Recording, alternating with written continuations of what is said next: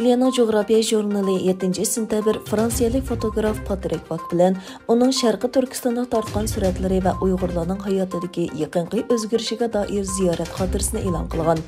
Uyg'ur simvollari yo'qolayotgan Xinjiangni suratga tortish mavzuliq ziyorat xotirasida Patrik Vak 2016 bilan 2019 yil oralig'ida yuz bergan Uyg'urlarning hayotidagi tragediyalik o'zgarish va bu qisqagina 2-3 yil ichida Uyg'urlarga oid simvollarning qanday g'oyib bo'lganligini tanishtirgan.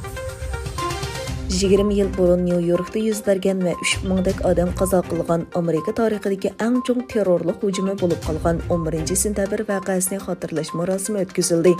Prezident Bayden va uning ayoli Jill Bayden, shundaqla demokratchilarning sobiq prezidentlari Barack Obama va Bill Clintonlar bayram bo'lgan qo'sh munar o'rniga saylangan davlatlik 11 sentabr xotir saroyi va muzey o'rnida boshlangan marosimga qatnashdi.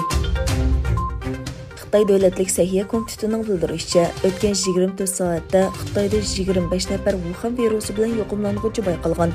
Doiralarning bildirishicha, bu yuqumlanuvchilarning bir nafaridan boshqalari chet el manbalik ekan. Rossiya Afg'oniston bilan chegaralanadigan ittifoqdoshi Tojikistonga Bronovik va harbiy uskunalarni avatganligini e'lon qildi. Rossiya Davlat mudofaa ministrligi Tojikistonga 12 dona Bronovik mashina va har xil harbiy aslahalarni avatganligini bildirdi.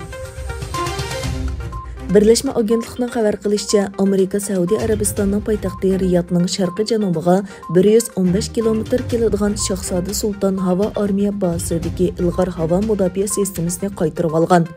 Amerikaning bu qadami Husaylarning Saudiya Arabistonga qaratilgan boshqarilgan bomba hujumi davomlashgan mezgiliga to'g'ri kelgan. Qozon xalqaro musulmonlar kino festivalining mukofotlari sohiblariga tarqatib berildi. İlgilenişçe 17. növbetlik Qozon Xalqaro kino bayrami Rossiyadagi Tatariston Cumhuriyetining poytaxti Qozonda o'tkazildi. Talibanlar yangi hukumatning vazifasiga o'tirish murosimiga taklif qilgan Rossiya keyniga chekindi. Buningdan ilgari murosimga qatnashadiganligini e'lon qilgan Rossiya hukumati o'zlarining bu qaroridan voz kechganligini e'lon qildi.